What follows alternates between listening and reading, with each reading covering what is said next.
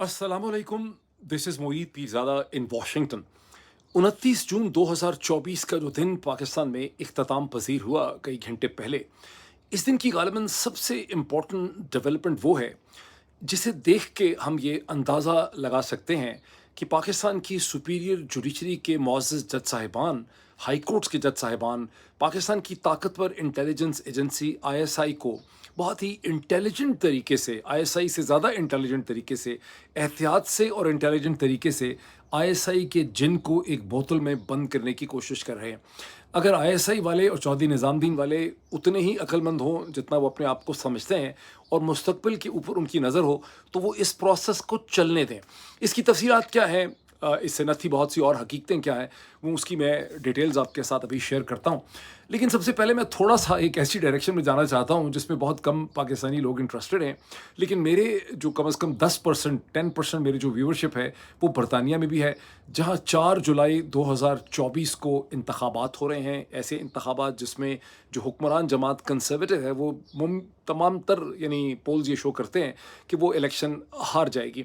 मैं इन इलेक्शन के हवाले से अंग्रेज़ी में कुछ प्रोग्राम्स करना चाहता हूँ। आज गुज़िश्ता कई घंटे, आप कह लें कि 10-12 घंटे पिछले से मैं ब्रिटिश इलेक्शंस को मसलसल देख रहा हूँ और समझने की कोशिश कर रहा हूँ, वहाँ के अंदर जो पॉलिटिकल चेंज आई है।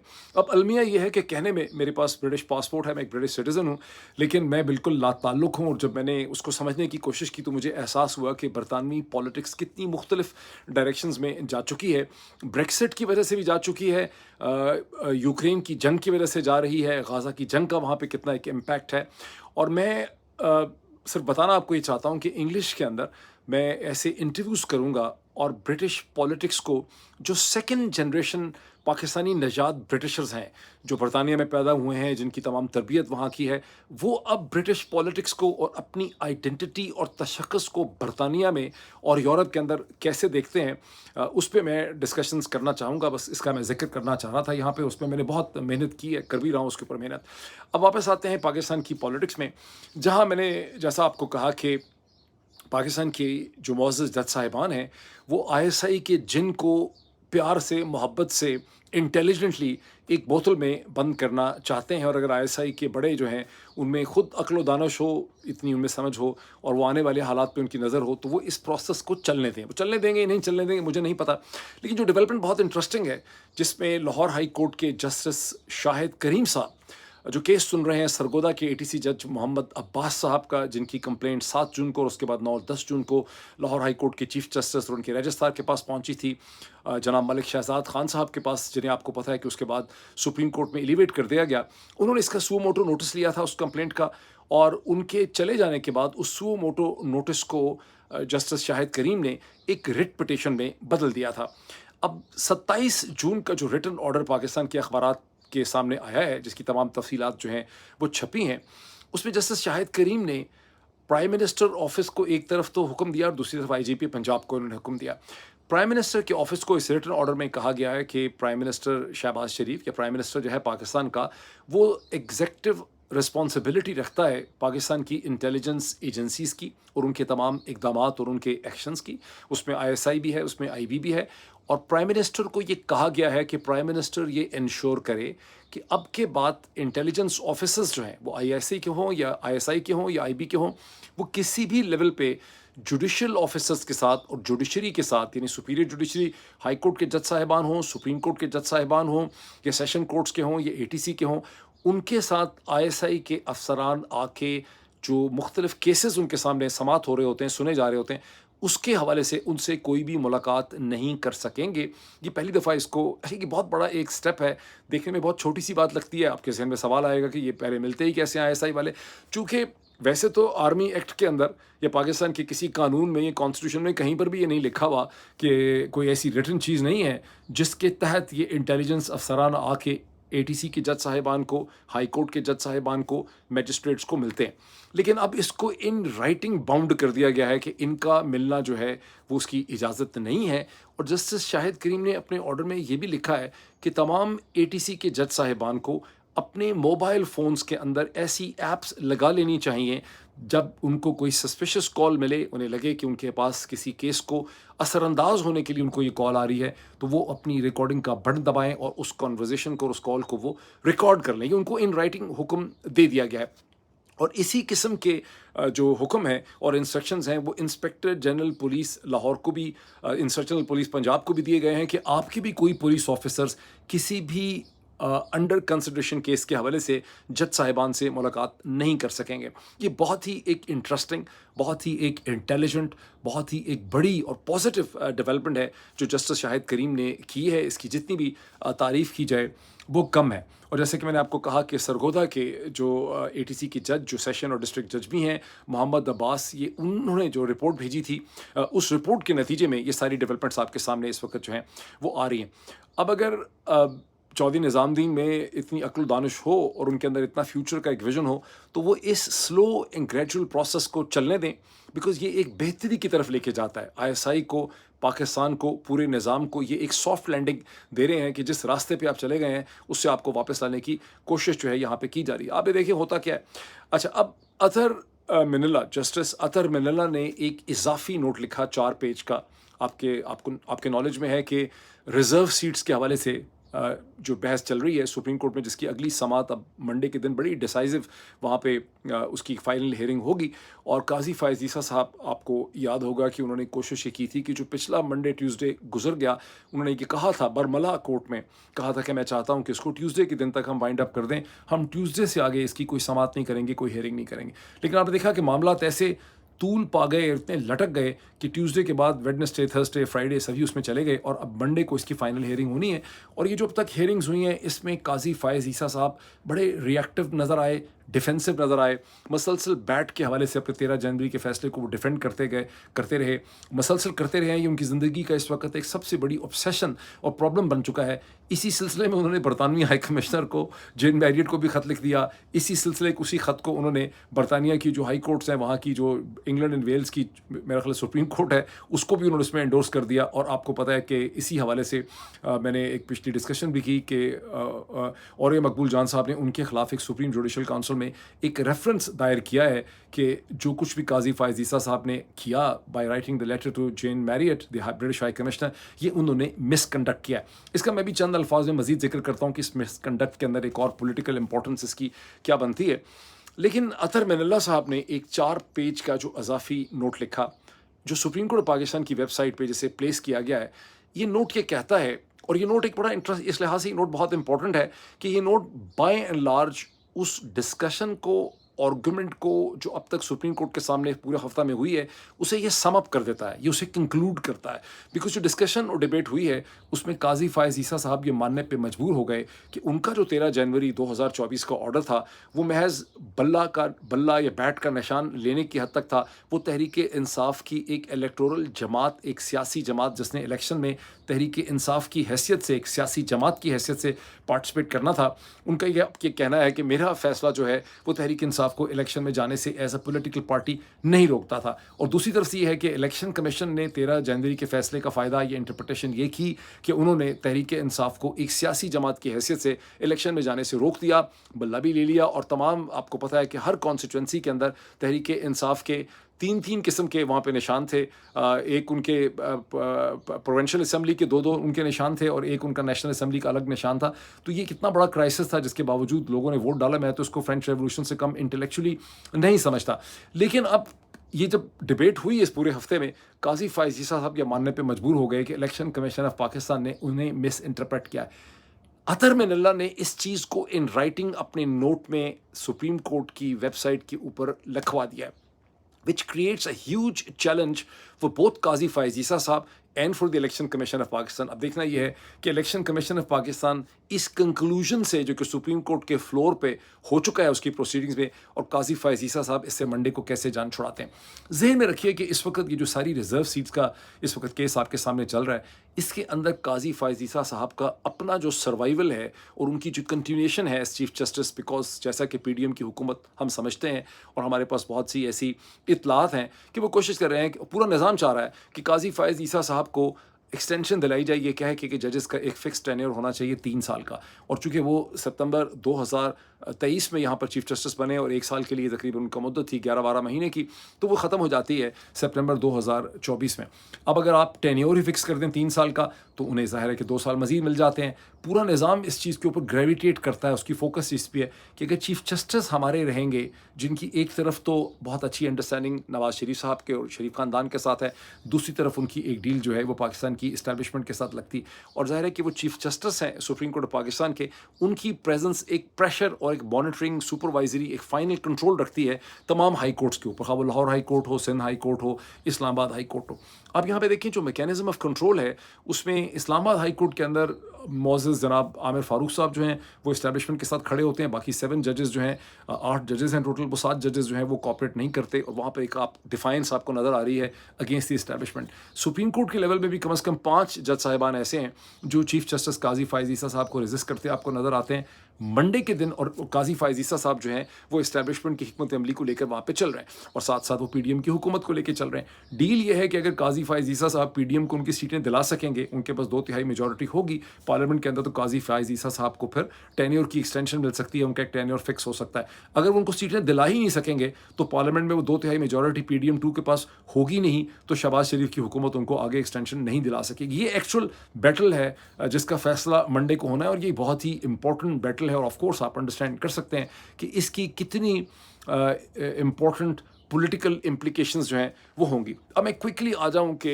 जो औरिया मकबूल जान साहब के साथ मैंने एक बड़ी लंबी डिस्कशन की 30-35 मिनट की, उसको बहुत से लोग आप में से देख चुके हैं, तकरीबन 1 लाख के करीब लोगों ने उस इंटरव्यू को देखा, उससे उन्होंने बहुत पसंद भी किया।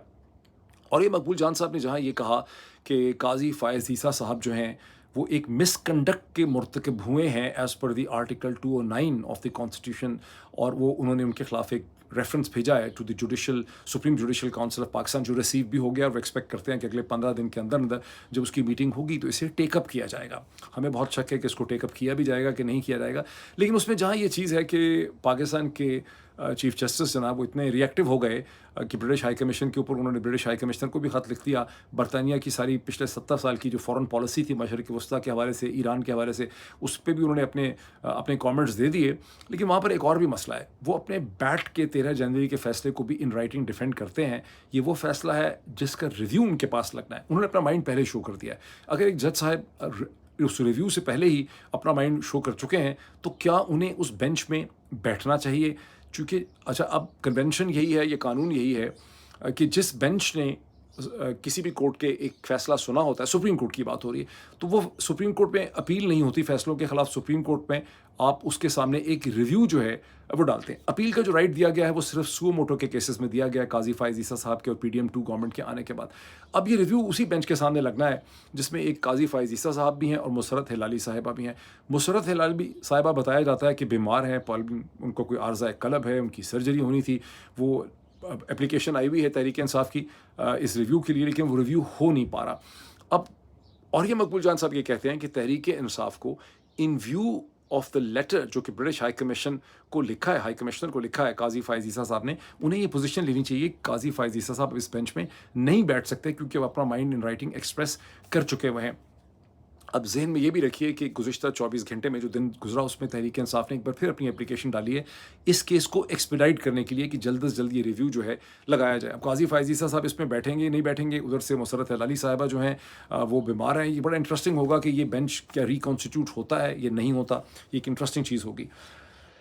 पाकिस्तान तहरीक इंसाफ के अंदर जो एक इंजीनियर्ड इन फाइटिंग करवाई जा रही है, मेरा एनालिसिस तो बड़ा क्लियर है, पहले दिन से मैं इसको तीसरी चौथी दफ़ा बात कर रहा हूँ। मुझे तो कोई शक नहीं है कि तहरीक इंसाफ के अंदर इस वक्त जो इन फाइटिंग हो रही है, जिसके नतीजे में इस्तीफ़े हो रहे हैं, मज़ीद इस्तीफ़े का मुतालबा किया जा रहा है और इमरान खान ने उसका नोटिस ले लिया है, ये एक इंजीनियर्ड इन फाइटिंग है जो चौधरी निज़ामुद्दीन के हरकारे बाहर से इसको करवा रहे हैं।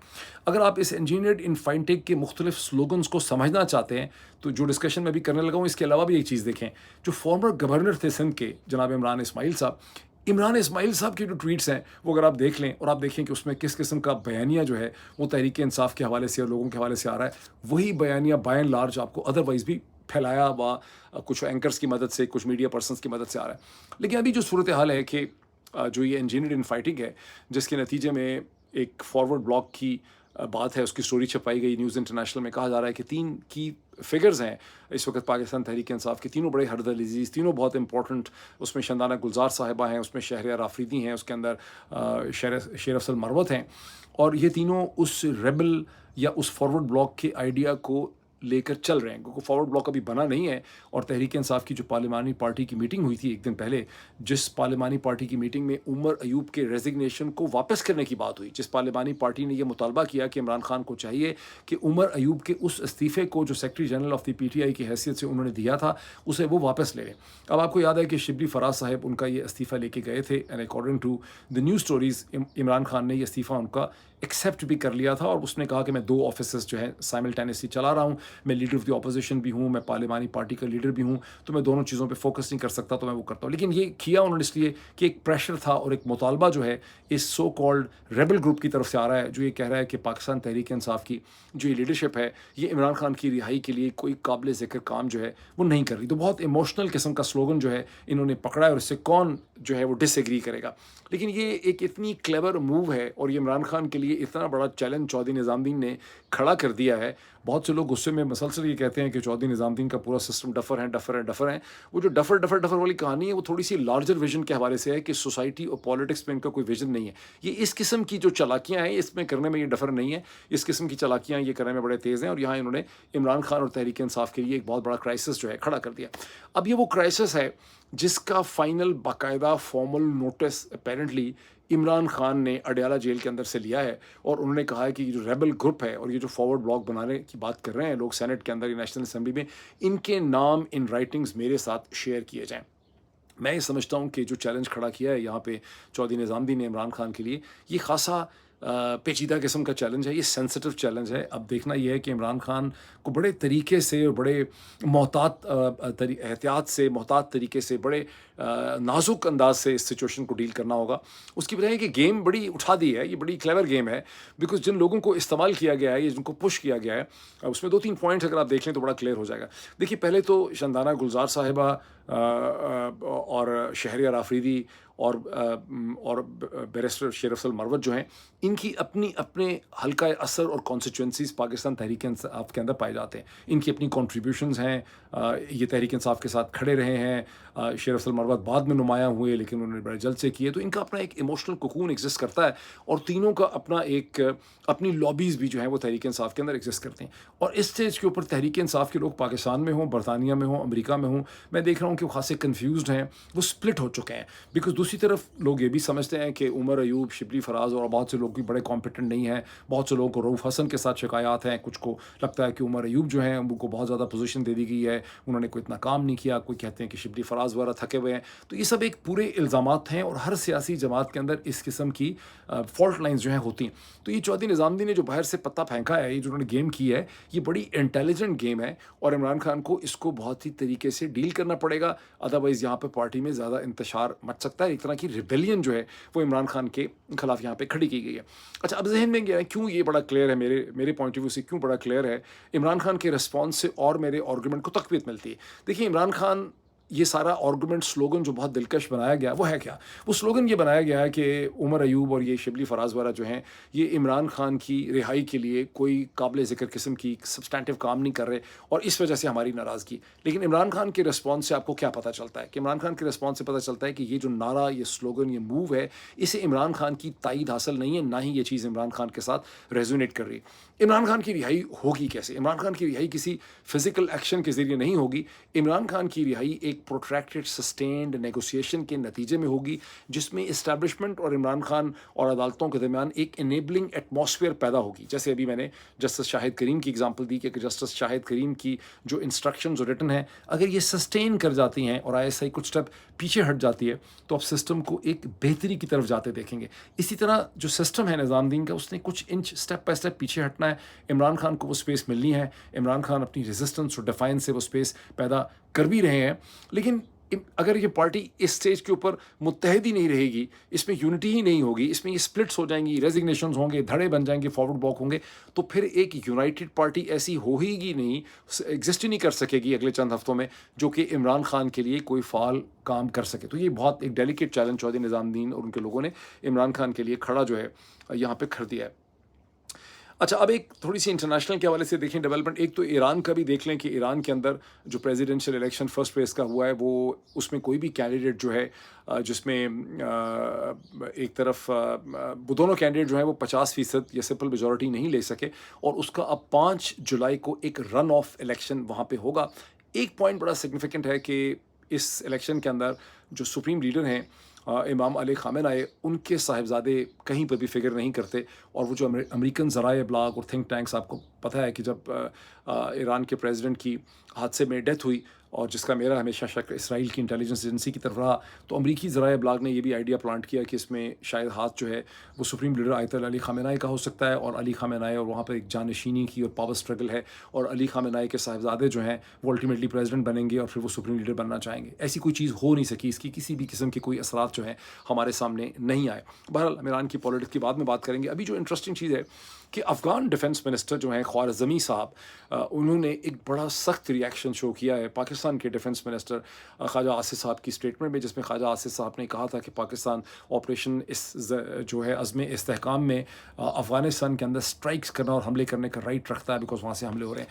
और अफ़गान डिफेंस मिनिस्टर ने खबरदार किया है कि नताइज की ज़िम्मेदारी जो है वो पाकिस्तान के होगी। अच्छा, इसके साथ एक दूसरी डेवलपमेंट भी है जो बड़ी, जिसकी तफसीलात डॉन अखबार के अंदर छपी हैं। वैसे तो ये 26-27 तारीख को जब अमेरिका में एक थिंक टैंक विल्सन सेंटर में पाकिस्तान के आउटगोइंग एम्बेसडर जनाब सरदार मसूद खान साहब जो हैं, उन्होंने वहाँ पर अपनी प्रेजेंटेशन दी, तो उन्होंने कहा कि पाकिस्तान को ऑपरेशन अज़्म इस्तेहकाम के लिए अमेरिका के जदीद कम्युनिकेशन और असला सोफिस्टिकेटेड एंड का चाहिए इस ऑपरेशन के लिए। और उन्होंने ये भी फरमाया कि ये जो ऑपरेशन है इसके 3 आस्पेक्ट्स और पहलू हैं। एक डॉक्ट्रिनल है, दूसरा सोसाइटल है, और तीसरा जो है वो एक्चुअल काइनेटिक ऑपरेशन है। अब मैं सोच रहा था कि मसूद खान साहब बहुत अच्छे आदमी हैं, लेकिन कितनी अल्लाह ज़िंदगी नौकरी मजबूर कर देती है इंसान को हर किस्म की गलत बयानी करने के लिए। जो पाकिस्तान अमेरिका में शायद कोई हो और बिल्कुल पाकिस्तान के हालात ना देखता, उसको तो आप चलें बेवकूफ़ बना सकते हैं, ख़ास करके गोरा हो, उसको पता ही ना हो। लेकिन पाकिस्तान में जो लोग रहते हैं, वो अपने आप से सवाल पूछें कि क्या पाकिस्तान की इस हुकूमत ने, ये इस्टेब्लिशमेंट ने गुज़िश्ता 12 महीने में या 8 महीने में या साल में कोई भी डॉक्ट्रिनल यानी आइडियोलॉजिकल काम किया है, सोसाइटल यानी माशरती काम किया है। डॉक्ट्रिनल और सोसाइटल काम का तो मतलब ये है कि आप तालीम और तरबियत करेंगे, एजुकेशन के नसाब में तब्दीली करेंगे, ज़राए इब्लाग को इस्तेमाल करेंगे, एक प्रोपेगेंडा करेंगे। और पाकिस्तान के अंदर जो इंतहा पसंदी और नफ़रत की सियासत है, जिसका ताल्लुक एक मजहबी तशख़्ख़ुस के साथ पैदा कर दिया गया है, जिस मुल्क के हर कोने में ये नारा लगाया जाता है, गुस्ताख़ रसूल की एक ही सज़ा, सरतन से जुदा, सरतन से जुदा। जहाँ कभी कहते हैं, इल्ज़ाम लगा देते हैं कि ये कादियानी है, इसने फ़लाँ चीज़ की है, फ़लाँ ने तौहीन रसालत की है।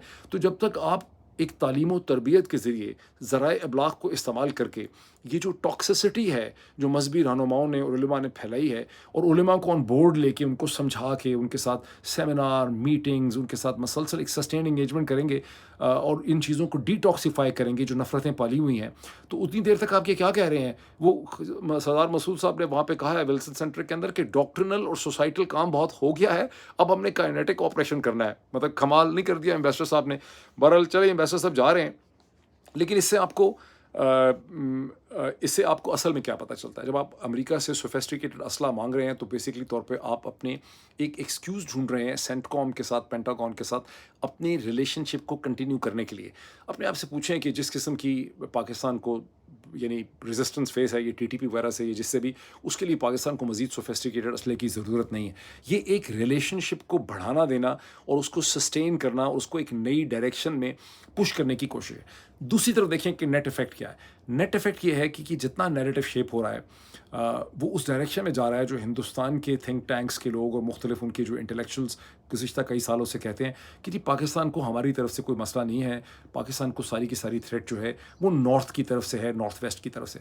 अब ख़ुद पाकिस्तान की इस्टेब्लिशमेंट हुकूमतें जो हैं वो एक बड़ा जामे मुफस्सल किस्म का नैरेटिव उन्होंने शेप कर दिया है। अपने आप को डिनायल में ना रखें कि इन्होंने एक स्ट्रेटिजिक रीशिफ्ट कर दी है साउथ एशिया के अंदर, जिसमें इन्होंने नया नैरेटिव इस्टेब्लिश कर दिया है कि पाकिस्तान की रियासत को और माशरे को तमाम तर ख़तरा अफ़गानों से है, पश्तून बेल्ट से है, हिंदुस्तान के साथ तो है ही नहीं है। अच्छा, सो मच सो कि एक इनका कोई पाकिस्तान का कोई वेबसाइट है पाकिस्तानी इस्टेब्लिशमेंट की ट्विटर हैंडल पे, जहाँ किसी CIA की 2 नंबर किस्म की किसी जो एक कोई पता नहीं रिटायर्ड बंदी होगी सोहनी सी खासी, उसकी एक छोटा सा वीडियो क्लिप लगा हुआ है जो कह रही है कि ہندوستان $10 ملین دیتا ہے افغان طالبان کو پاکستان کے اندر حملے کروانے کے لیے، یہ جو اسیسینیشن اٹیمپٹس ہیں خالستانیوں کے اوپر، کشمیریوں کے اوپر.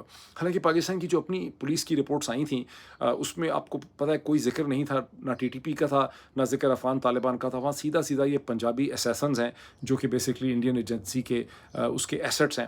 لیکن میں آپ کو بات جو کہنا چاہ رہا ہوں وہ یہ کہ ایک اسٹریٹجک ری شفٹ کے نتیجے میں ایک نیریٹو کو ری ڈیفائن کر دیا گیا ہے.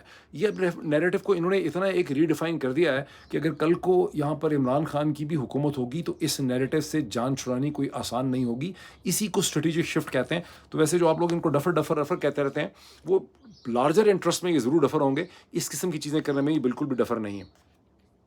تو یہ اس وقت کی ایک بہت سی ہمارے سامنے اس وقت کی ڈیولپمنٹس ہیں. ابھی اتنا ہی، پھر آپ سے ملاقات ہوتی ہے. Thank you.